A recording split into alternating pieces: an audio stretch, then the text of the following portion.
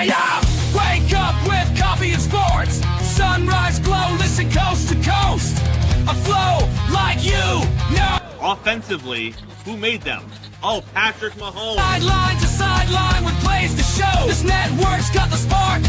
When you put up 300 yards rushing against someone, that you got your butt whooped. I feel like I would have liked to see Oregon Ohio State in the semis, not the quarters. So I think some reseeding is probably where I would change. But they're out of their mind. They're going to do this 3 quarterbacks in a row. Here's the crazy. I just can't take it. Birds keep flying high, fans cheering loud, and one podcast moving through the crowd. Meaty Boyz brawling, no holds barred bout. This wire life never in doubt. Tune into the vibe. That's my bold prediction for the show. Devin Booker, in the next 3 years, he will be a Houston Rocket. Because I still think Seth is still at the top of his game. I do. I think he's right there. Who knows? Maybe. Not this year, but one time soon. Why wouldn't we potentially see Seth and Roman? You know what I mean? Tune in the vibe.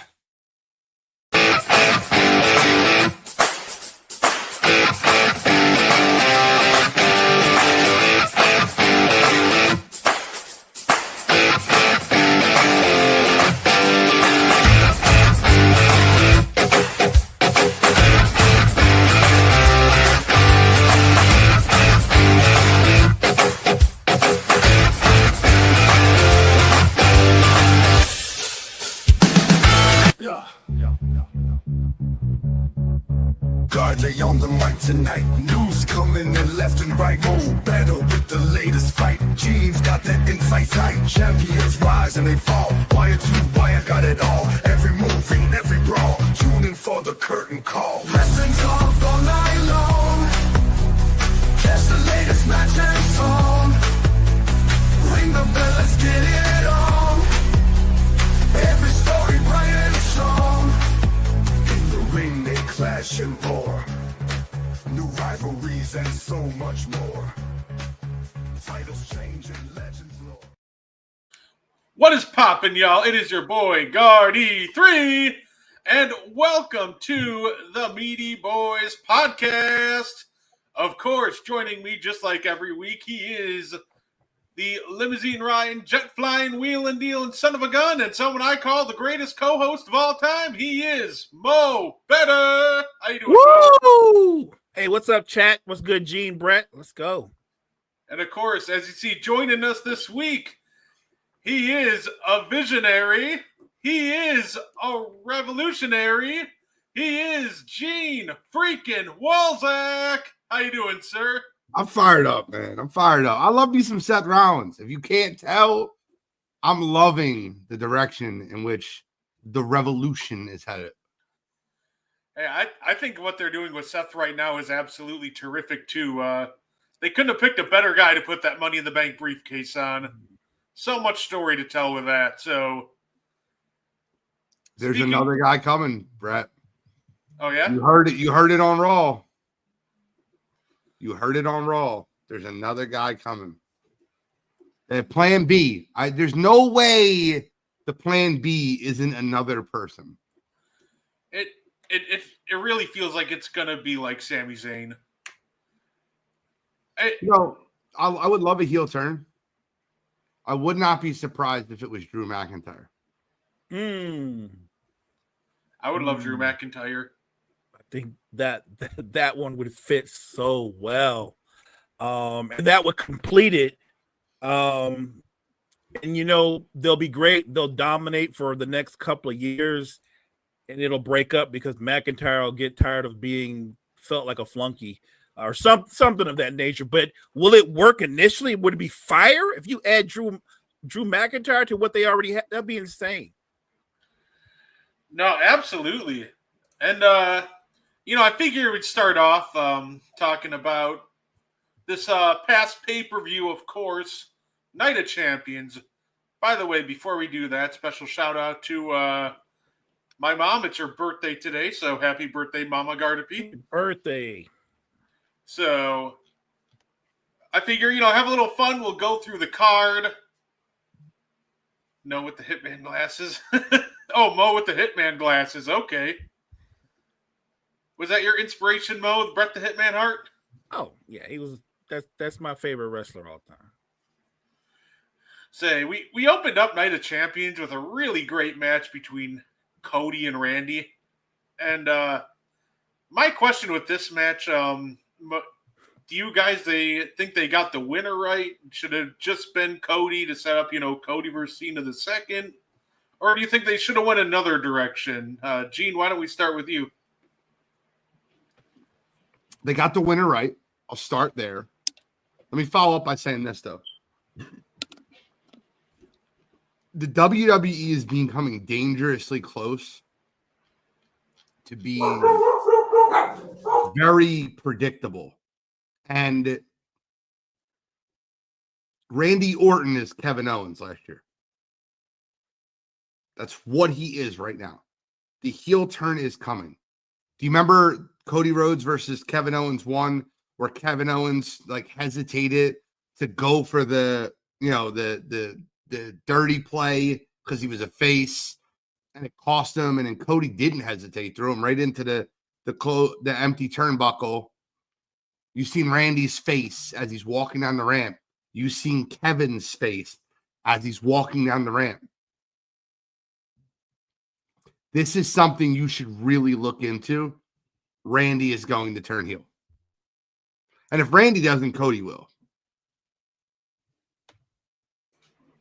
I would love a Cody Rhodes heel turn. It's funny because I would love a Randy heel turn just because he's so natural at it, but a Cody Rhodes heel turn would be a lot of fun too.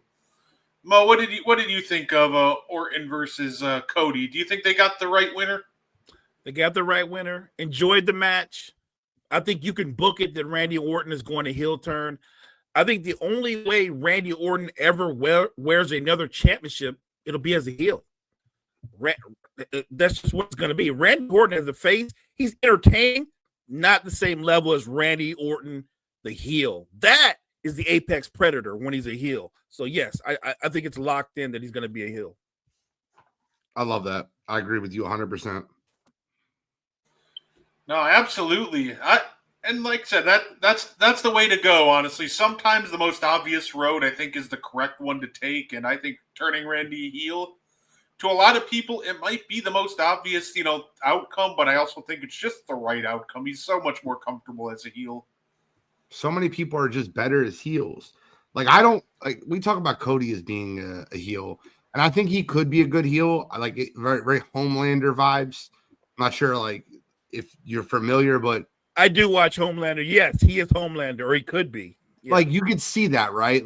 And that whole speech that Homelander gives where he's like, you people need me. I feel like that could be Cody Rhodes, but he's way more comfortable as a face. Randy Orton is way more comfortable as a heel, and I think that it's just only a matter of time. And when you lost Kevin Owens as the heel, you really haven't replaced him. And Seth is, by the way, a great heel. He's such a good heel that he still gets constant cheering. He's a heel that everyone roots for, very similar to what Roman Reigns was. No, that's fair enough. Another match. This one didn't surprise me that it was a good match. It was the Riyadh Street fight between Raquel and Rhea. These two have had great chemistry ever since their NXT days. You want to see a good match between them. They had a really great last women standing match between them and NXT, so we knew this one would be a good one. The Judgment Day story progressed, obviously, between this and, Raw with, Raquel trying to help. Trying to help Raquel get the win and her getting accepted into the group. What do you guys? I guess we'll kind of tie in this with Raw. Did you guys like now the Judgment Day again? They have all the gold, and now they're stronger than ever with Roxanne. She's in the group. Mo, what are your thoughts now about the current iteration of the Judgment Day, and are you a fan? Well, look, they were fading to black, and I actually think that Roxanne brought energy to the Judgment Day.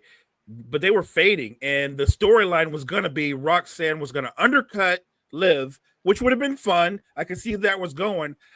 I've said this earlier in the morning show today. I wouldn't have liked it in the bigger picture because I think they would have made Liv a face. I don't want my Liv Morgan as a face. I like Liv Morgan the heel.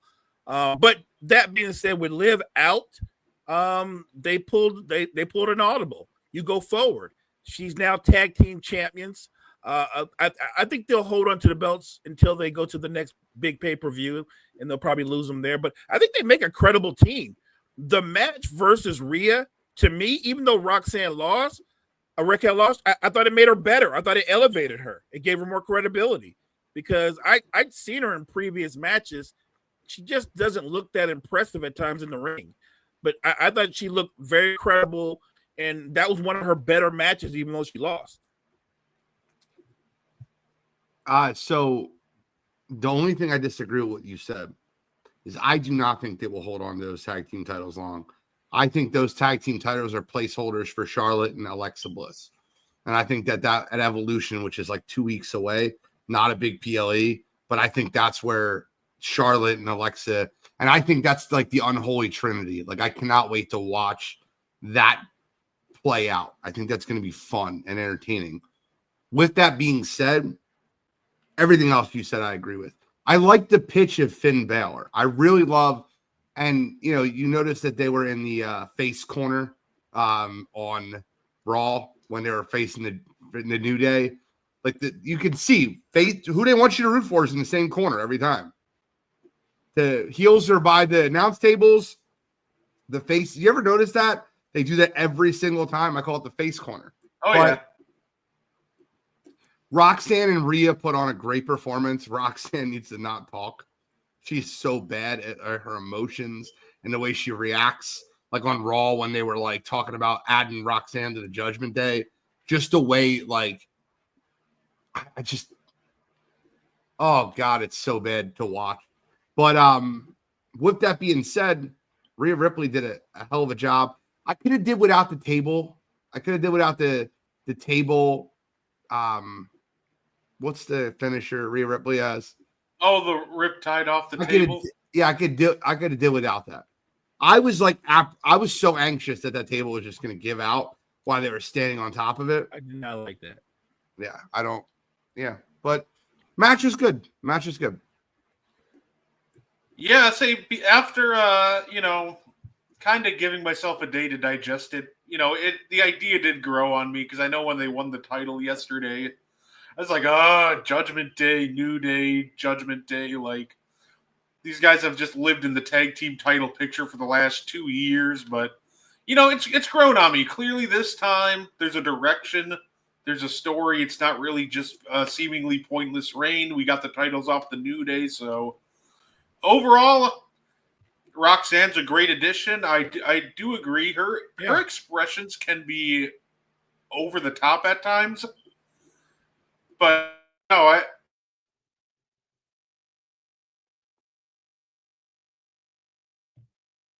think I was making sure it wasn't me. Okay. Just to be clear, I didn't mean to say Roxanne.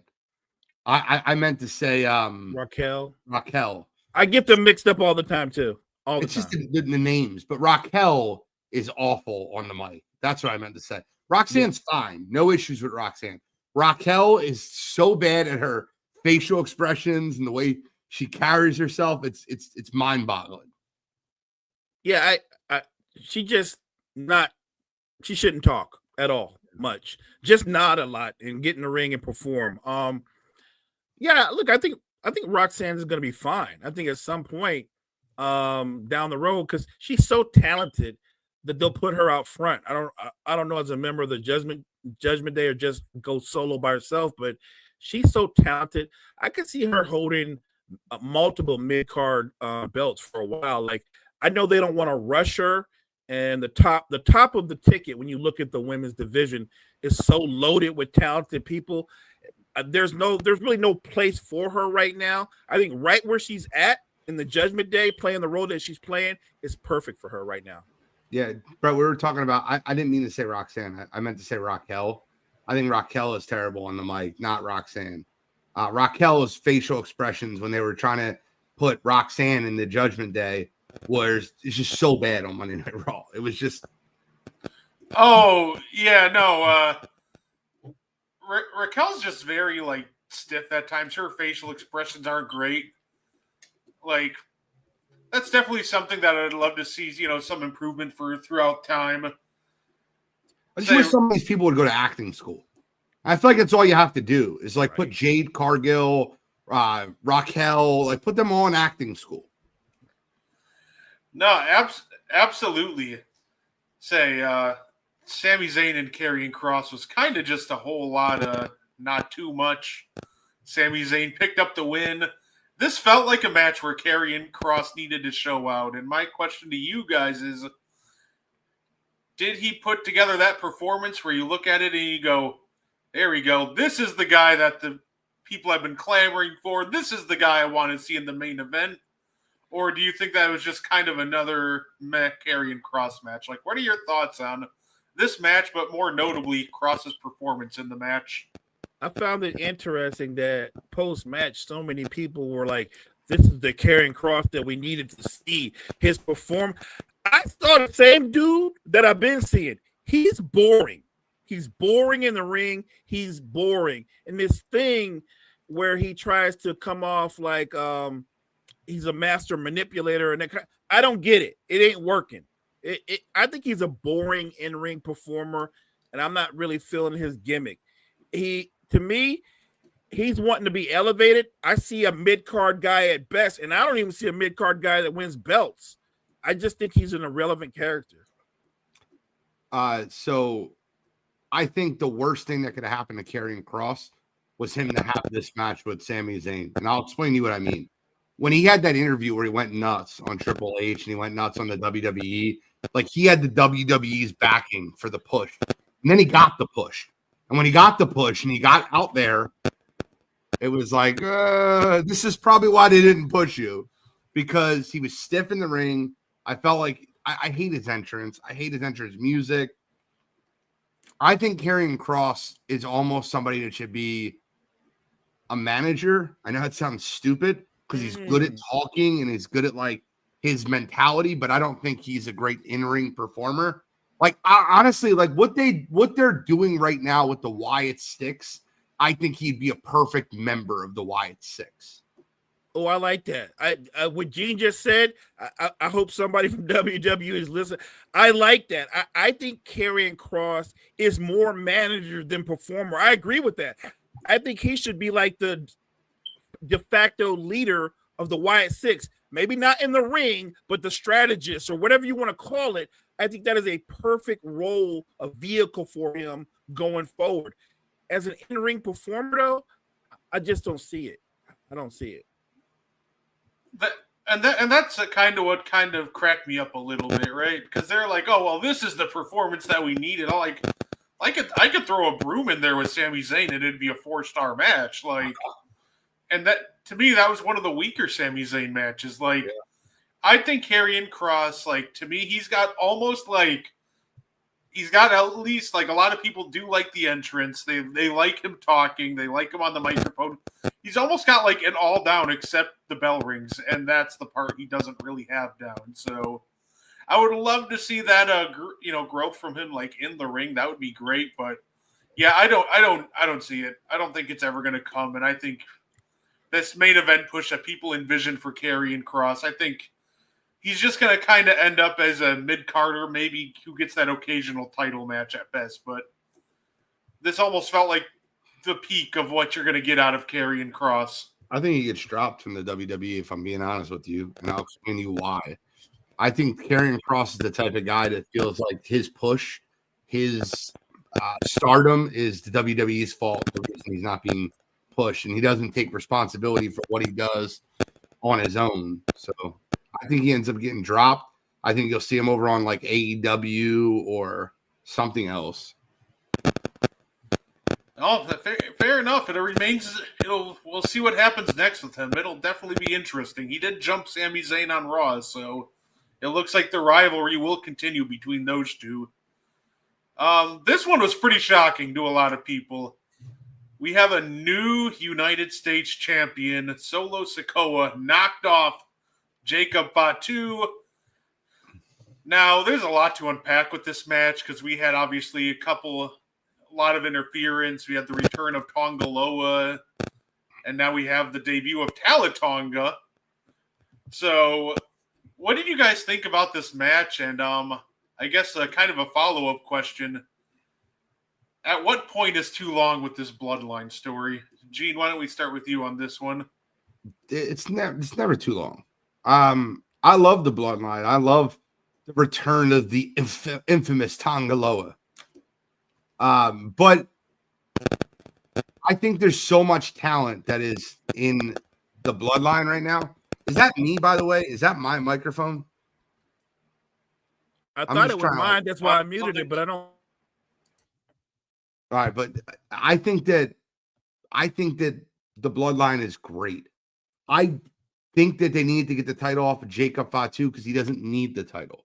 He is so over without a title that he doesn't need it, right? So, and I think that the redemption story of him winning it back at SummerSlam will be great. You can get him and Solo. And this new Solo is incredible. He's hilarious. He's freeing. It's just a lot better listening to him. And I think he needs a faction with him. And I love the faction of the bloodline. I really do. So no, I don't think it's too much bloodline. And I think they're using Solo as like a entry level for a lot of these Samoan wrestlers to come in and see how they hit. And you could see it with the Tongans. They didn't really hit well. They kind of pushed him to the back. Jacob Fatu hit like a million bucks. Now he was the U.S. title. He's the most over wrestler in the business that's not named Jey Uso. So they're literally using the bloodline as a testing ground for these guys to see how they look, how they sound, how they handle themselves, and what the crowd reaction is to them. So I'm happy with it. No issues for me. What do you think, Mo? Look, I'm fine with the bloodline continually adding talent. The guys that are going to be like top level talents, you roll with them. Tonga Loa and his brother, they're not that. They're never going to be that. But I think they serve a role in a faction. And I enjoyed the match. I think Solo Sikoa as a heel, he's a terrific heel. And Gene pointed it out. He's gotten so much better. He used to be stiff. He's loose. And I love when he makes fun of people's like interactions or their moves. Like he's funny. He's funny and he's credible as the leader of a faction. And the way they had him beat Fatu, that's fine. That doesn't hurt Fatu because it took 4 men to beat Fatu. So he doesn't lose anything. And I think because they're trying to make him into a face, which I don't like, but he's going to be better as a chaser of the belt than a holder of the belt. 100% agree with you. And, just to add to what you just said there, Mo, Solo has been a million times better on the mic. He's been funny. He stood in the ring side by side with Seth Rollins and cut a great promo. And he stood with them toe to toe. And that's not easy to do. Cut a great promo when it was JC, Jacob, and Solo versus the new Evolution. I keep calling it Revolution. But I love that Solo. All gas, no brains. Or when he interrupts Jacob Fatu and he's like, yeah, you gotta be like, it's hilarious to me. I'm good with it. Yeah, no, once it almost feels like that once they had him stop trying to be like the tribal chief and just let him be Solo Sikoa, Solo really took off. And I've loved the character direction since they let him, because you can see in NXT, he has a lot of natural charisma that just shows through. And just, I think the silent enforcer role and the more serious character, it's for some. And Solo pulled it off, very well initially, but the serious character role just isn't for him. Like, you got to let some of his goofiness show off, and they've let that happen. And now I absolutely love him, and I do love the bloodline still. I think they're they're still running strong, and I'm excited to see what happens next between them. I'm looking forward to it. I just need to find I need to find a home for Jimmy Uso. I think Jimmy Uso is too good. And like unpopular opinion, Jimmy's a better wrestler and he's better on the mic than Jay. Oh, it's not even close. It's not even close. Jay has one thing over Jimmy. He's more charismatic. But Jimmy, look at Jimmy's skill set in the ring. He's got multiple different kind of moves and finishers, things that Jay doesn't have in his bag. I agree with that 100%. And they seem to have Jimmy in this weird wrestling purgatory. They don't know what to do with him because they're gonna tag him up with Jacob Fatu. I'm like, right. What? You just said like a minute ago they were just beating the shit out of you. Like, why? Right. That's gonna be Jimmy's job going forward, Brett. They're gonna be in this little feud, and he's gonna be one taking the beating for Fatu while Fatu wins. But I think that's Jimmy's job right now, and that kind of sucks for him because he's better than that. It feels like the move is just reunite the Usos. That feels like it's the smart play going forward, but we'll see how long it takes them to do that. It feels like all the Jimmy and Jay Dream matches right now at this point are as a tag team. Put them in the SmackDown tag division and let them run. And I think both guys would benefit immensely from that. Because, like, I can't think of many, like, dream matches I have for either of them as the singles competitors right now, but if you told me that I'm getting the Usos versus the Motor City Machine Guns or Fraxium or DIY, I can go for that. An eventual Usos versus Lucha Brothers, that would hit like crack. So I would absolutely love it if they just reunited the tag team already. Now this, I love that. This I next, love your whole breakdown of that. I appreciate it. This next match, it's a bit controversial to say the least. Asuka versus Jade Cargill. Some people liked it. Some people didn't like it. Some people think that people are being too hard on Jade. Obviously, Jade got a lot of criticism. Mo, why don't we start with you? Where do you stand on this Asuka versus Jade match? I'll mute, brother. Good looking. I'm a huge Jade fan, but I don't think it was her best performance. And that's okay. You can be a big fan of hers, but acknowledge this wasn't, even though it was a big match for her, it wasn't her best performance. It wasn't. And that's okay. I don't think she's going to be the kind of performer we're constantly criticizing, but there's clearly room for improvement, especially with the finishers and the timing on some of the finishers. And that's okay. Where they're taking her, I don't have a problem with that either, but I'm consistent. Gene pointed it out. I think this is 100% facts. Some people are naturally gifted at being heels versus faces. I feel the same way about Jade. I feel the same way. She can still be beautiful, powerful, strong, dominant, but as a heel, she's that times 10, and she's more of a bully, which she really is. She's a bully. She bullies people. She dominates people, and I'm good with that. I would still cheer for her. I'm the guy that cheers for great heels. That's me. And I prefer her as a heel. I think she would even perform better as a heel because I think it comes more naturally for her.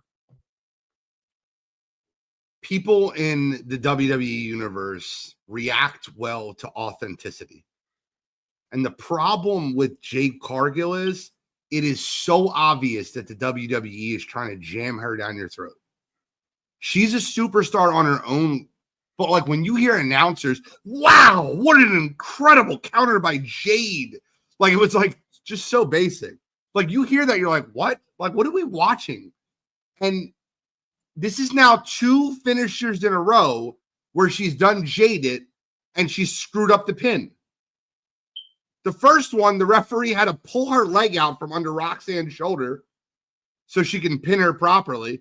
This one, she falls off of Asuka. And luckily, the camera angle just didn't show Asuka's shoulder on the backside. But Jade needs help. And I love her. I want her to be pushed. Guys, say it like it is. I am all about that black girl magic and putting them center stage and putting them where they deserve to be. Bianca, Naomi, Jade, love it. That Philadelphia triple 6-person tag where it was Bianca, Jade, and Naomi versus what are they called? I'm so sorry. It was against Damage Control. Damage Control. That was incredible in that moment to have all three of them standing there in the ring. Like the WWE needs more moments like that. Jade Cargill can be a superstar. You're using her awfully, and it's their fault. I'm sorry. I don't blame all of this on Jade. Jade's a better heel. They need to stop caking her face up with makeup and then having her in a long match, and then she looks ridiculous afterwards. Then she gets on the mic, and I didn't know why she got on the mic. Like, that wasn't planned. That wasn't scripted. They were yelling lewd things at her. And she got on the mic to speak to people that have been put down. And I gave her credit, like, because I didn't realize why that. She's terrible on the mic. But I understand why she got on the mic now, days later, understanding that the crowd was taunting her and yelling some stuff that had to be muted, which has been put out. It's frustrating to me the way they're pushing her when she doesn't need to be pushed. Make her a heel. Let her be her cocky self that she was. I think that, like, you even catch her on the off-script moments where someone's saying something to her and goes, "Oh, your mama." Like, just the way she responds, that's natural for her. Watch her TikTok. If you think that she can't naturally speak, watch her TikTok. She can naturally speak. She's just being forced into a position where she's not comfortable, and it's very obvious. I feel like Jade, she kind of reminds me of the initial push the WWE had for Roman Reigns. The initial push. Yes. Whenever it was forced down your throat, it wasn't natural, and we, the fans, we didn't react to it well because we knew it was being forced down our throat. And he hadn't found his true character, and it didn't work. And I think she's going through the same thing right now. That was a perfect comp. The initial Roman Reigns push, like he got turned on by the Shield push. That's the perfect comp what you just gave. Oh, now I'm just waiting for Jade to call somebody a son of a sucker and succotash, son. And arguably the worst line you'll ever hear Roman Reigns say. And no, I completely... He grew from it, right, Brett? He grew from that. Absolutely. I completely agree. It feels like they just misunderstand, who Jade really is. And I think if they turned her heel and then shortened the matches, because I think it's pretty clear that she should maybe have matches more resembling like short, hard-hitting, and impactful. You shouldn't be putting her in 10-minute matches. Ironically, it should be more like maybe 5 to 7 minute what we saw when they started pushing someone like Goldberg or Ryback, give her hard-hitting moves, and it feels like that's the key. And then kind of let her be herself on the mic, or just stick with pre-scripted like backstage vignettes where you can kind of edit out the bad stuff and show everybody the good stuff, because kind of just running this whole like babyface routine where you're just handing her a live mic, it doesn't work. It's just not natural for her right now. So I think they're doing her an absolute disservice, and I think that she's on her way to being a star, but I think that starts with WWE kind of taking a step back and fundamentally understanding who she is, what are the strengths, what are the weaknesses, and once they do that, sky's the limit for her. It's going to be great. I think that they should start the heel turn as soon as SummerSlam. I think that when Naomi catches in on her, because that seems like that's what we're building to, I think that the crowd's going to go nuts for it. They're going to cheer for Naomi, and I think that would be the perfect time and reason to turn her heel because the crowd turned on her. Yes. And you'll get Jade versus Bianca at WrestleMania next year with Jade as the heel and Bianca as the face if you do that. I agree with you. I agree with you.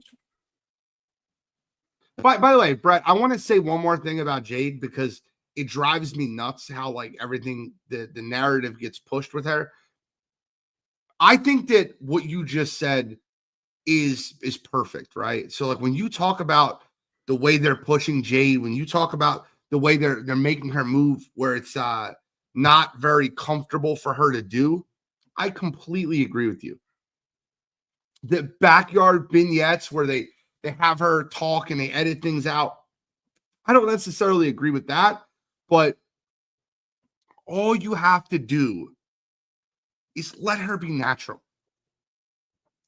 The hot mic stuff is terrible. Giving her a live mic is just not real.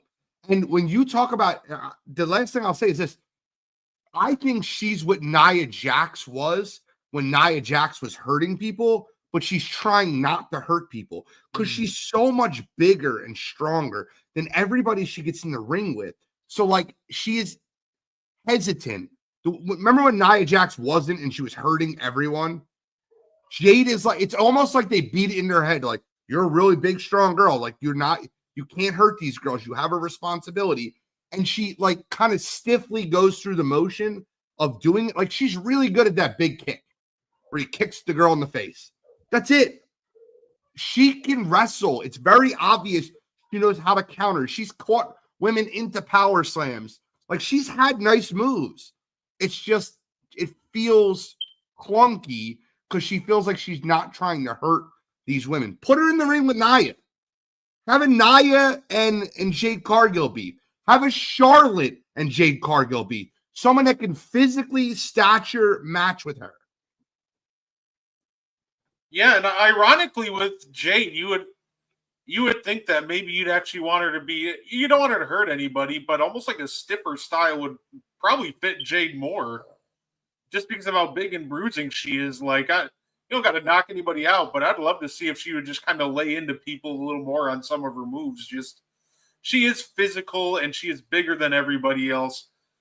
I would love to see her just kind of tap into that aggression and just be more, aggressive when doing her moves. Tone the makeup down. I will say I do love her X-Men style gear at Crown Jewel. That was terrific. I just hated the caked up face though. Fair enough. And we brings us to the main event, which honestly, this is the best John Cena match that we've had so far, which shouldn't be a surprise to anybody. John Cena versus CM Punk for the last time ever at Night of Champions. Obviously, there's a very convoluted finish with Seth Rollins getting involved and Penta just vibing to his music before going to save everybody. Guys, what did you think about this match and the finish? Well, why don't we start with you on this one? I thought the match, it was better than I expected. I thought it was an entertaining match from both of them. We're talking about two long-time superstars, but I was not expecting it to be as good or entertaining as it was. But I do like the fact that, yes, there were going to be run-ins at some point. But when run-ins are done well, it elevates the story. When I hear Rollins' music, I got excited. I jump out of my chair and I go, the man is coming. Here he comes. And then I don't want to call them flunkies. They're not flunkies, but his henchmen, they come. And they're getting ready to wreck shop. And I'm here for that. And there's a little back and forth between Rollins and Cena. Like, you ain't supposed to be. I love all that. I love all that. Like, the match was very good. The ending with all the stuff, it was not chaos.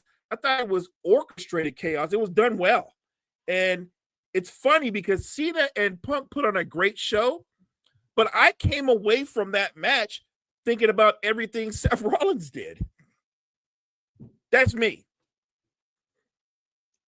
What did you think about it, Gene? So that was a great match. And I thought it made the night. I think that CM Punk is an incredible entertainer. I think he did a great job in the match with Cena. I think Cena did an incredible job. Like, he's great at playing the crowd's emotions with the belt. Am I going to do it? Shake the hand and the face. I also love that they're not making it where people like Penta can come in and take out Braun Breaker. Like, I love that they're putting a realistic spin to these heel factions where they're the face is just going in there and going nuts. Like Penta came in there, he knocked his move off or two. You heard the entrance, and then Braun Breaker lifted him up over his head and threw him. And you needed another person to come down. And I love that. I think that the match gave you very WrestleMania 40 vibes, the final match. And Yes. I was a fan. I was locked in. I loved it. I knew Seth wasn't going to cash. Like I knew there would be a false cash in, but it's fun to watch that and to see the face-to-face with Rollins and Cena one more time. See like just Punk and continue the evolution of Seth Rollins, CM Punk. I'm going to make sure you never win a title. And I was a fan. I enjoyed the entire match. I was locked in, man. And you bring up a great point. You have to be able to sell me on something that makes sense. Penta wants to come down there and be a hero, and that's fine. But Penta's not on Breaker's level. He's got all the moves and stuff like that. So he's got to have a moment, and then he's going to get murked. And that's what happened. Breaker murked him, which totally makes sense. He's going to get murked by Breaker or Bronson Reed. I think they're just on levels that he's not there. That makes sense to me. So somebody else had to come down. But I love everything about that. The final match, to me, made for the whole show. I will admit my favorite part of the match might have been the almost callback to WrestleMania 24 when they had Charles Robinson sprint down the entire ramp and then John Cena just runs the poor guy over. Trucked him. That was amazing. I love Charles, the fact he was willing to do that. I hope he got a bonus for that. That was brutal to watch. And we got to see a little shades of, vintage Cena from refusing to hit Punk with the belt, hitting Bronson Reed with the attitude adjustment. Like, I do love the fact that they're making sure to go, hey, this guy's a heel, but here's your inner conflict. So I thought they did a perfect job playing off every single angle with inner conflict, reestablishing he's still a heel, Seth screwing Punk. Just overall, it was the best kind of chaos that you absolutely could have asked for. So I loved what they did at Night of Champions between those two men. Agreed. And anytime you got a Seth Rollins, CM Punk, John Cena in the same ring, you're going to get something that's enjoyable. No, absolutely. Pro. Let me bring on one more point. And G brought this up on the morning show. I'm good. I'll always be good with Seth Rollins being the HNIC, being the boss. That makes sense. But Breaker and Bronson Reed are not morons, and I don't want them playing the part of Bert and Ernie. I don't like that. That annoys me. I love the Bert and Ernie line. It killed me. I agree 100% what you just said, though. It's always nice to see heels deviate from the usual, oh, they're a cowardly heel. Like, no, I want my heels to be smart and also, like, conniving. Like, and I don't need them to back down from every single fight. So that's one thing that I do love about, Bronson and Braun Breaker, too. You're so used to seeing the heel just have to back down from everybody, all the heroes. And they're just kind of like, nah, I'm just going to spear you in half instead and call it a day. I mean, speaking about that, at the ending of Monday Night Raw last night, like it's 2-on-2. It was 2-on-2. And Braun Breaker and Bronson Reed won the match. And after the match, they're kind of beating them up. And Jay needed to come out to make it 3-on-2 for the faces with a chair. He didn't come out by himself. He came out with a chair. You want to talk about putting your heels over by making them look stronger and making them look great? That's what you do. I love that. Look, and if they did it the other way and they went too old school, can you sell me that Breaker and Bronson Reed would run? You know what I'm saying? Like, they're bullies. They're the bullies. They don't run. If anything, you might reconsider running towards them, but they don't run. And that makes sense to me. Like, remember back in the day, like, I know they went back and forth between heel and faces, but when the Legion of Doom were heels, they didn't run. They beat people up. They were the bullies. I think that makes sense. Bronson Reed and Breaker, Rollins has the perfect two dudes to get his back. Couldn't agree with you more. No, absolutely. And speaking of, PLEs, we kind of touched on the next one being, we have the next in a couple weeks, we have Evolution 2, Saturday night's main event. A lot going on that weekend. I kind of wanted to focus in on Evolution 2, but because, last week it seemed like they were teasing like that we were going to get, Io versus Asuka. Io said, "You're the one that I've always wanted to face." And then they're like, "Yeah, we'll give Io the choice to face whoever she wants at Evolution 2. And she picks Rhea Ripley. I don't dislike the idea of Io versus Rhea Ripley. I think they're going to have a very good match. The problem is that ever since Io has won the title, that's all she's done is fight Rhea Ripley. She won the title from Rhea. She won the rematch against Rhea, or Bianca got involved. The triple threat had Rhea in it. Now the next title defense is going to have Rhea in it. I hated the fact that they went with Io versus Rhea. It's nothing to do with either of the competitors. I was just hoping that we would take this opportunity to give Io a fresh matchup, maybe Io versus Asuka, or maybe even a legend from yesteryear would have been fun. So I don't know if I'm alone on this one, but I do not like the fact that they're going, even though it's going to be a great match, I do not like they went Io versus Rhea once again. Well, they got to have Rhea win now. There's no way you can have her lose again. I don't know how you can sell that. She gets all. It's like Finn Balor versus Seth Rollins last year. Like every time they would just fight and Seth Rollins would win the fight. Stop putting. How does Finn keep getting these title shots? I don't understand that. And they got to have Rhea win. They have to. And that it feels like it does. Oh, you're muted, Mo. They can't let Io beat her again. And I love Io. I do. Rhea's so big though. She doesn't need the belt around her waist right now. We know she's going to wear the belt, but she doesn't need the belt. And that's my only problem with putting her in that match, because they're going to put her over. She's going to win this time. She's going to be the champ. And I'm okay with her eventually winning and being the champ, but she didn't need to do it now. She didn't need it. I would not have mind. I would not have been mad at Io versus Asuka. Look, throw me a 360. I would mind seeing Io versus Tiffy time. I would watch that match. I'd watch that. Just do something that I don't expect. It's not that the Rhea matches aren't entertaining. They are. But because of what we know with their past, it's a lock that Rhea Ripley's going to win. It is. It's a virtual lock. What's going to stop Rhea Ripley from winning? She has a heel turn. I think if she has a heel turn, that doesn't change anything. She's going to win as a heel too. But I just think that this becomes anticlimactic. You know how it's going to end. It's going to be a terrific match, but Rhea's going to walk out with the belt. No, absolutely. And you know what? There's going to be a lot of criticism as soon as she wins the belt. They were going to get it right away. Oh, Rhea Hogan, that doesn't work for me, brother.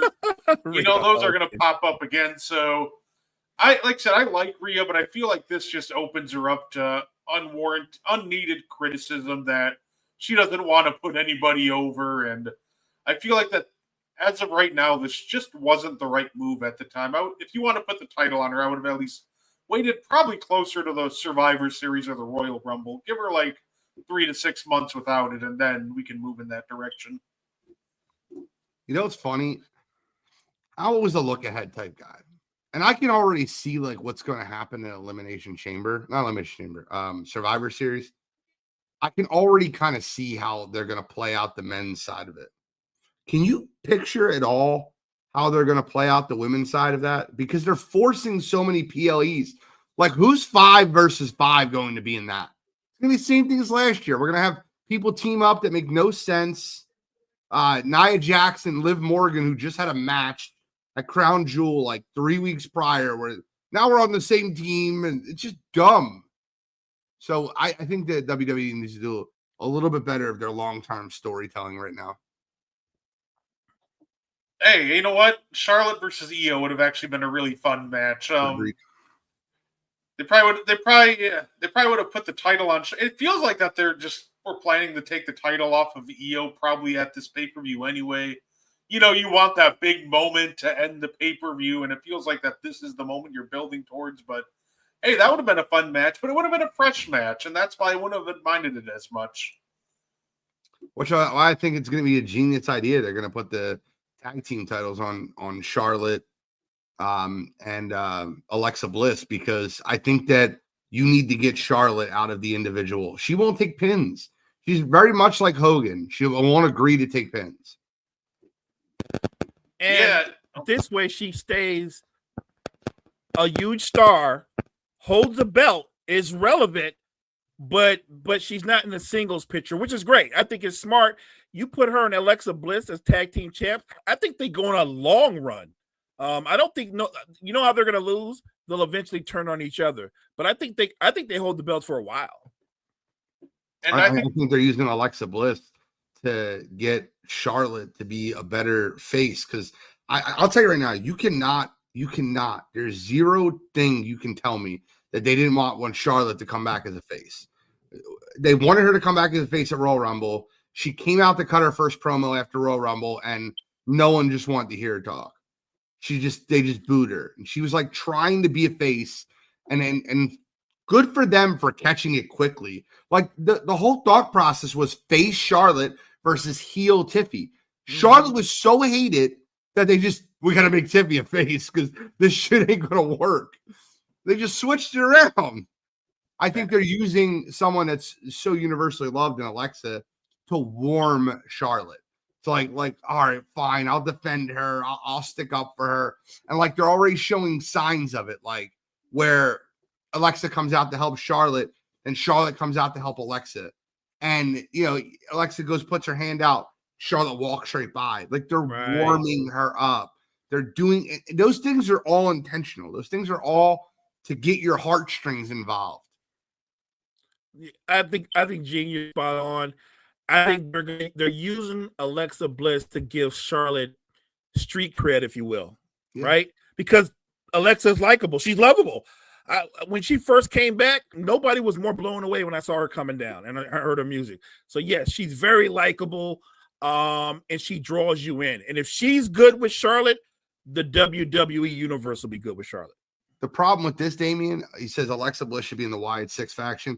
I don't get what the WWE is waiting for. Alexa Bliss is bigger than the Wyatt Six, and that's the problem. You need to figure out a way to have her running the Wyatt Six, because if we're going to be completely honest, she's more over than the entire group. Facts.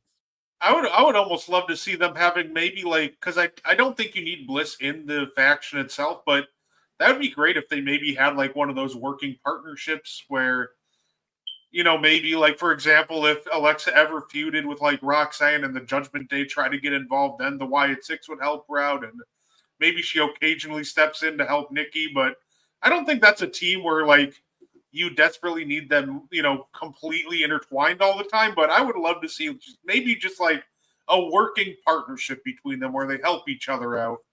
I like that. I can see Alexa maybe tripping somebody in a tag team match, helping the Wyatt Six win the belts. I'm good with that. I'm totally good with that. Yeah, and I completely agree. It just felt like the whole Charlotte face turn at the beginning was jumbled up. I said that before. I'll say it again. If you're going to bring back somebody as a face, you probably want to get the crowd behind them.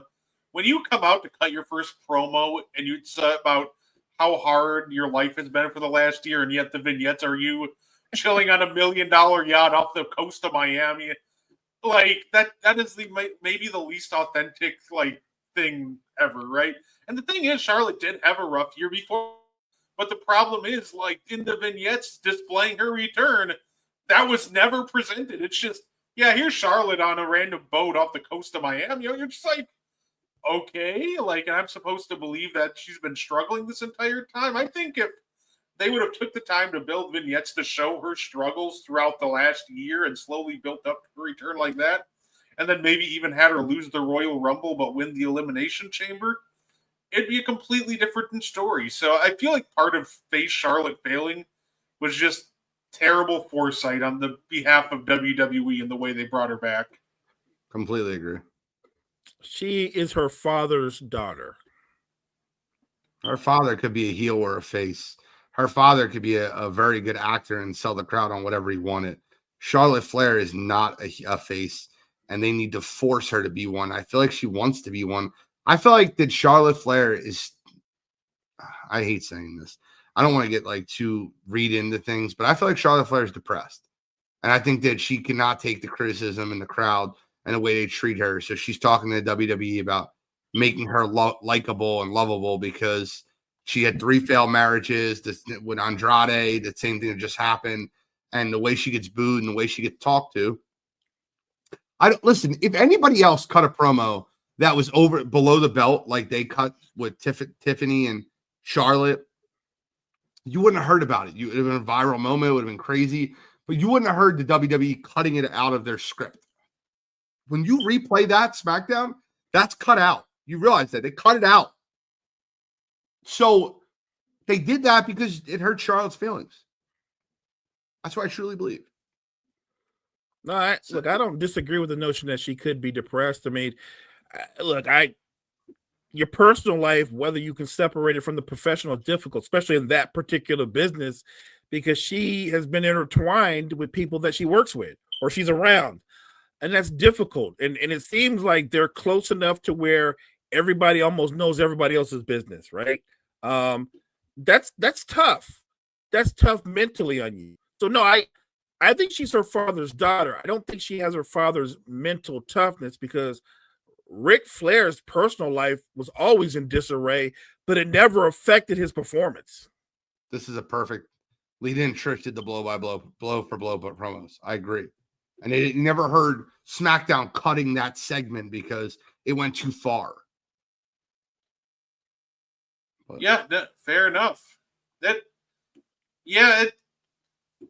I know she talked about in interviews how hard it was after the divorce and how she was depressed after, and like I said, I'm hoping that she's in a much better place from that. So we'll see what's up with her next. I don't get why isn't Scarlett wrestling. She should have been the Queen of the Ring winner. I wouldn't have had Scarlett win Queen of the Ring. I wouldn't go that far. I don't think you're really going to put her in the main event of SummerSlam, which obviously was the prize of winning Queen of the Ring. I wouldn't have minded her being in the tournament, though. She actually is a really good wrestler.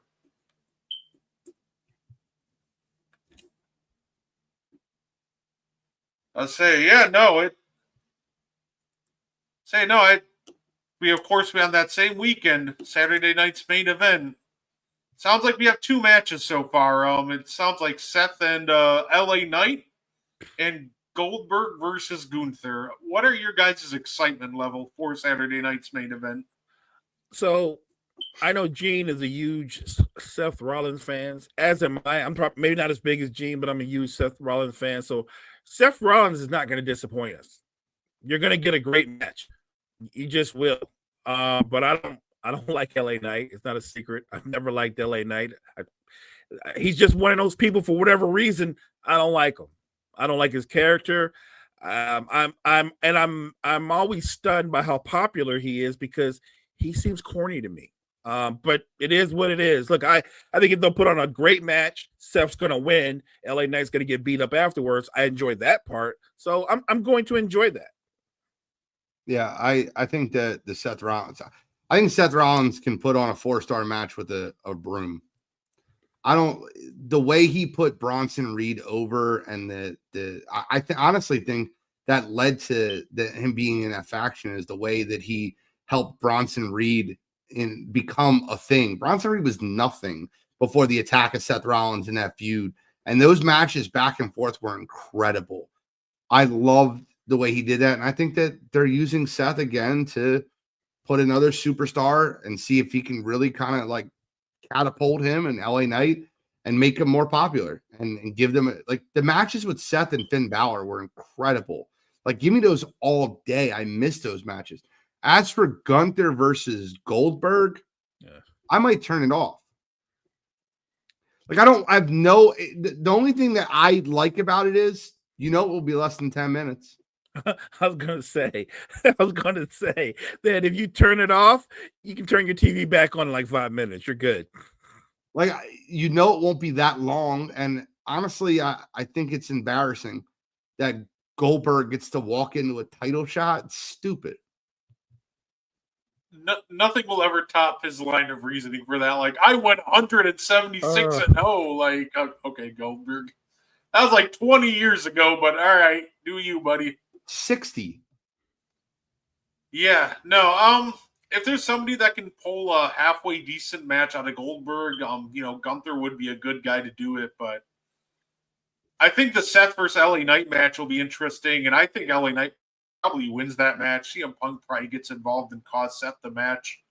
But yeah, no, I'll be interested to see if Gunther can pull a decent match out of Goldberg, and if he can, put him in the Hall of Fame. I've seen enough. I don't really think that anything would be topping that achievement. I think it's going to be worse than Gunther versus McAfee was. Yeah, no, that's fair. McAfee's got some athleticism. He's got some excitement to him. I was gonna say right now, McAfee's a much better athlete than 60-year-old Goldberg. I think it'll be worse than that. And it was very obvious that they were trying to keep that match going with McAfee and Gunther. And I give him credit because it didn't look awful. This is going to look terrible. No, fair enough. And guys, that is all the time we have for this week. And next week you can tune in and we'll do a full-on predictions of Evolution 2. Hopefully more of the match card will be more out. We'll do a Saturday night main event predictions. So it's going to be a great week next week. Tomorrow you can tune in to the morning show. You can tune in to Wire to Wire at 6 p.m. Central. And we'll make sure to announce it, but due to me having to work this Thursday, Mo and I are going to sneak on at some point during the afternoon and do an episode of and one for you guys. So we'll get a timeout for you. That works for everybody. So make sure you stay tuned for that. A lot to talk about with this NBA trade deadline. Gene, thank you for joining us today. Is there anything you wanted to add, sir? Nah, just looking forward to getting on the morning show tomorrow morning with Mo. As usual, you're always welcome to join. If you're awake, hop on. I'm not sure how your schedule looks, but love talking sports with you. And dude, it's awesome. My softball game got rained out. I got a gym session in. Got back here to talk some wrestling with two of my favorite guys. Oh, it's always nice having you. Any Tuesday you want to hop on with us, sir. Anything you want to add, Mo? No, just had a great time chopping it up with you guys. Appreciate the chat. Appreciate the energy. Damian, Key, everybody else. Thank you, chat, so much.